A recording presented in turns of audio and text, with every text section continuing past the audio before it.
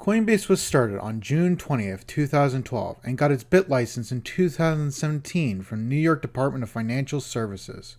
As of 2020, they employ 1,249 people and are the largest operating trading platform with the New York BIT license, and generally the place that most people in New York legally purchase Bitcoin. The BIT license comes with restrictions of what coins they can trade, and a green list exists for what coins they're generally allowed to use. And the BIT license is required for commercial exchanges in New York and has regulations for anyone operating in the state outside of just what coins you're allowed to use. Because of the BIT license, the Coinbase is a fully KYC, Know Your Customer compliant exchange platform. To sign up for it, you're going to need a few things. You have to input your name and state, an email address, which they'll send an email to you, making sure that it's yours, and a phone number they will text to check that it's actually a working phone number. Past that point, you'll need an acceptable form of identification. Any driver's license or passport that proves that you live in New York State or outside of it is good enough. They will ask you to take a photo of it, and they'll have someone check it. And then they'll need a social security number from you, which, as long as it's a valid social security number, it should work. And once the account is made, there's the Home tab here, and it showcases one of the nice features of Coinbase that I really do love, is the portfolio balance graph. It focuses on different date ranges from the beginning of all the trades you've made to just over a week to, years. It can focus on different date ranges from the beginning of your trades to just over a week if you want from long to short span. It isn't all that common on other exchanges, and it makes it really easy to keep track of how your money has changed over time. It's really useful for knowing what your spending has caused you in losses and gains and various coin patterns. It's by far the easiest way for me to keep track of where my money's been going and how it's been going. Clicking on the side opens up the portfolio tab, which is the same graph you just saw a few moments ago, and underneath a breakdown of what coins you own and, nicely, what percent of your total stack they actually make up. So if you're in 55% Bitcoin, it'll let you know instead of just giving you the normal dollar value. Useful to know when I want to know if I'm in 75% Doge. It could be pretty important if Doge is crashing.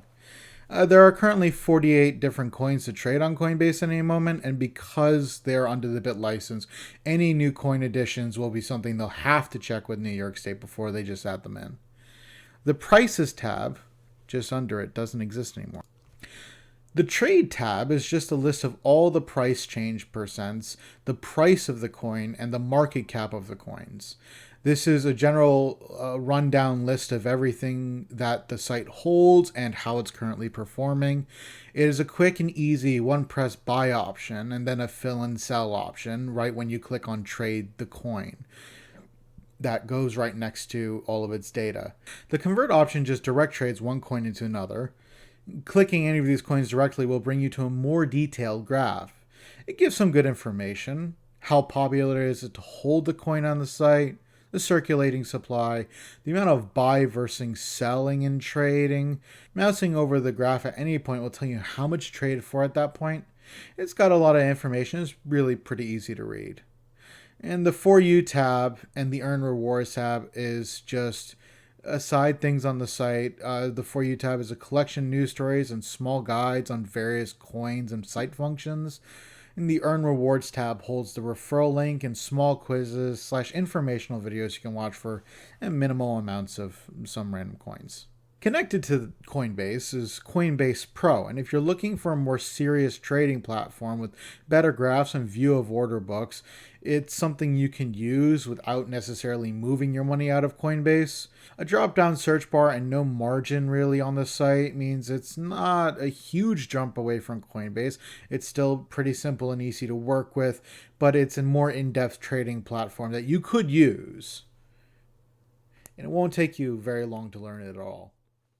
When using Coinbase, it's got a couple pros. It's very noob friendly.